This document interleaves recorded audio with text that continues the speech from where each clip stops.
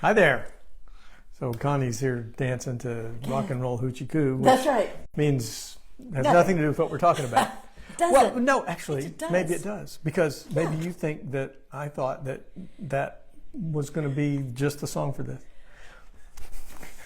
So we're talking about the false consensus effect today. It's a cognitive bias. It falls under that grouping, one of those three groupings. This is the group that is not enough meaning, so we make up stories.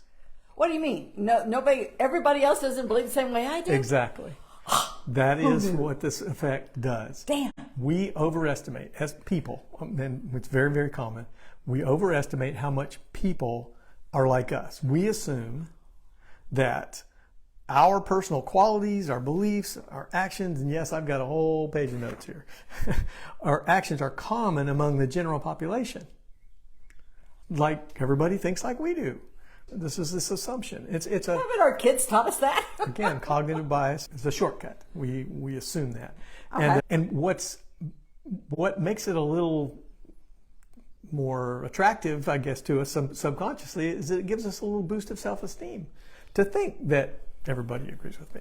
Because I'm right. Because I'm smart. Yeah, why wouldn't I'm they? pretty. And it satisfies that desire to be liked. You know, we're naturally kind of wired to be part of a group and part of a tribe or a community, and we want to be liked and accepted in that community and revered. So if we all agree on something and we all share the same beliefs, and then that tightens our community, right?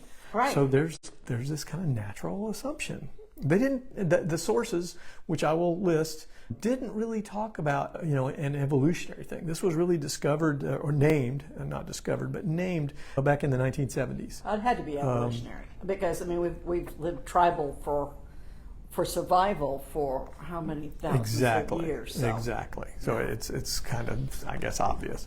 Psychologist Lee Ross and his colleagues in the 1970s named it, and it's been very widely studied and observed since then. So there's been lots of, even I think American Journal of Psychology site had an article about this, which is not always the case with these cognitive biases. So I found more references and sources about this than many of the things that we've done. Cool. So this is also more noticeable in groups because we talked about tribes, and so groups that spend a lot of time with each other. So it could be a club, it could be a church, it could be a big family, it could be anything.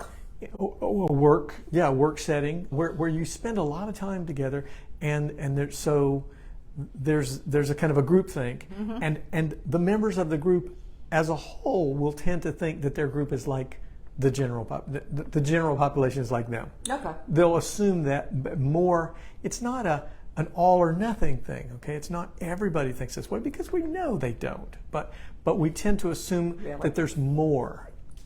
So one example is political candidates. Right? We tend to assume that there's more people in the general population that like the same candidate that we like. That's been studied. Dog lovers versus cat lovers. Oh, I can get behind that one. Okay, they tend to assume that there's more people like them. Right. And why wouldn't they? So cats are wonderful. Assumptions about when we're dating someone, we feel close to them. We assume that how many couples in the early stages of dating have assumed that they had the same beliefs about values about having children or how long you wait to get married or what it's going to be like when you're married and all those kind of things, and that, oh my God, big surprise, what do you mean you don't think that way I do? Right, so that's a very small group. Right? This is not expanding to the general population, but it's still an example of this bias. Well, it is because when you're working, you also think that everybody in the business should be along the same line. Perfect. And so the same way. Yes, and so in small business, which we focus on, how does this show up in business? Right. Well, it's really easy for one thing to assume that our customers are like us.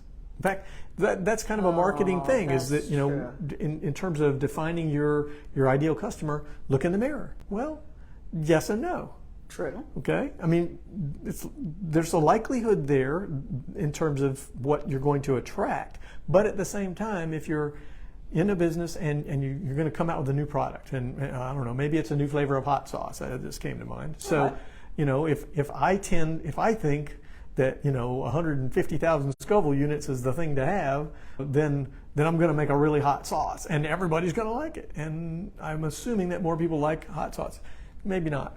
You know, maybe they just want the flavor without the heat. There you go. So that's assuming that our customers are just going to like what we like without testing, without proving it. So what do? How do we avoid that? We do focus groups. We interview existing customers, potential customers, and we find out what they really want. Right. There's a really famous saying, and I want to make sure, I think it's Henry Ford said, if we asked the customers what they wanted, we'd have faster horses. They would have wanted faster horses. So there's the other side of that. Okay? That's pretty funny, actually. When we're trying to really innovate, you know, people are used to what they're used to, right? True. And so they're going to tend to want an improvement rather than, you know, a big change. And so, right, yeah, that whole thing about, I'm not sure my quote really fit what we're talking about here, but it's a great quote, right? Yeah. So, and since we're talking about opposite, I'm going to circle back to, there's an opposite cognitive bias to this one, and it's called the false uniqueness effect. This is what we're talking about is false consensus. Everybody agrees with us, or more people agree with us than actually do. The false uniqueness is the opposite. And that is the sense that if we know of very few people who feel the same way we do or agree with us, then we tend to project that out onto the general population. Okay. Even though we may be operating in a very small little circle. Right. Right? We may feel like an odd duck in a group. We could think of ourselves as an odd duck in the world when that's not true at all. So we isolate ourselves. Bingo. And where I see this happening is when we get, I think it's more common when we're hurt. When we're hurt and we're upset. Agreed. Okay. Because we can't see the forest for the trees at that point. And we all feel see is alone. Right here. We feel alone, and you know, nobody else has ever felt like That's this. right. And Nobody oh my loves God, me. Everybody you know, hates me. We talk about teenage angst, but you know, it seems to be. I noticed it more in my teenage years. That I felt more alone and more like nobody can understand me because of that in between stage of in between child and adult, and feeling like the adults in my little group didn't understand me, so nobody understands me. But we've also seen that in our parents. Yes. Very strongly that they felt isolated, felt ignored, felt when all they're that. aging. Right. Yes. When everybody around them was kissing their and you know, bending over backwards, but they still felt like they were isolated. Right.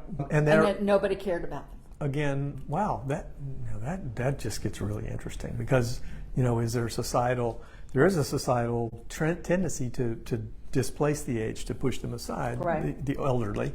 And so, I don't know, maybe there's some other stuff here. And that's one of the things about this is a number of other cognitive biases that relate to this. For example, one of the false attribution, where did I have it? Sorry. Oh, I lost it. Okay, well, anyway, going back to business. Okay, so designing a product or service, we want to make sure that we're actually meeting the needs and desires of our customers. The real needs. The real needs and not the ones we assume. Yeah, because we assume that we're pretty and that we know everything. And then leadership. In leadership, if we're leading a team, it's easy to assume that everybody on the team's on board. They all think like we do. So some examples of those would be assuming that everybody wants to work the way that we do, whether it's 7 days a week or late hours, or sending emails at 10 o'clock at night. That kind of devotion to the company, to the cause, or it might be assuming that they want to have the same patterns. Well, if I don't like coming into the office and I really rather work remotely, then everybody feels that way. That kind of thing. Assuming the team, so a lot to unpack there. Assuming team members have the same career goals as me, right? That's a big one. Right. Because, how many times have we been in a corporate situation where everybody thought, we were all going on the same route, and everybody wants to be president, and no, a lot of people don't. They just want to, they want to get right in the middle and provide a very stable, have a stable platform and provide a stable service. Well, going back to, from a consulting point of view or from an outside point of view, assuming that all small businesses want to grow an empire. Right. Not the case. Or franchise. We know that. Or franchise or whatever. Not everybody wants to grow a big business. Right. Some people, it's called a lifestyle business. They want to have a business that supports them for their life and allows them to do the things they want to do. And when it's done, and that's fine. Okay. Assuming team members feel the same way about changes or events in the workplace. Okay. Well, that's another one. New policy, new direction for the business. Oh yeah, everybody's on board. And maybe some of them are quaking in their boots and afraid to speak up. True. And been there a little bit too. So then within taking this topic a little further, how does it connect to emotional intelligence? Because that's a big factor in the workplace and in our work. And so emotional intelligence, the third and fourth quadrant of the emotional intelligence is social awareness, being aware of other people's feelings, and then relationship management, how we interact and manage those relationships and other people's feelings. And so this bias really overlaps in those areas. Right. I Okay. can see that. Because we've got this group setting. So anytime we assume, that word keeps coming up, right? Assume that the others in our group share our feelings instead of confirming and asking, we are in danger of lowering our emotional intelligence in that situation. Okay. And then mindfulness. That's another tool that is very popular and is closely related to our self-care, but also in terms of our adaptability, our flexibility. Mindfulness is really focused in the present. It's really about being right here, right now, and noticing, just noticing what there is to notice. And so when we start there, so that's we kind of like a reset. It's yes. Okay. It starts with the mindfulness. In applying it to this, I would say the mindfulness would be going to that quiet place, kind of getting back to baseline, and then beginning to ask questions. What are my assumptions? What do I feel? What am I noticing about what I feel and what I believe? And then what evidence do I have that others? That's the key. Evidence, what right? Evidence. External evidence rather than just assuming. So there's so much more to this than we had time to cover. Yeah. But we could get into this for quite a bit.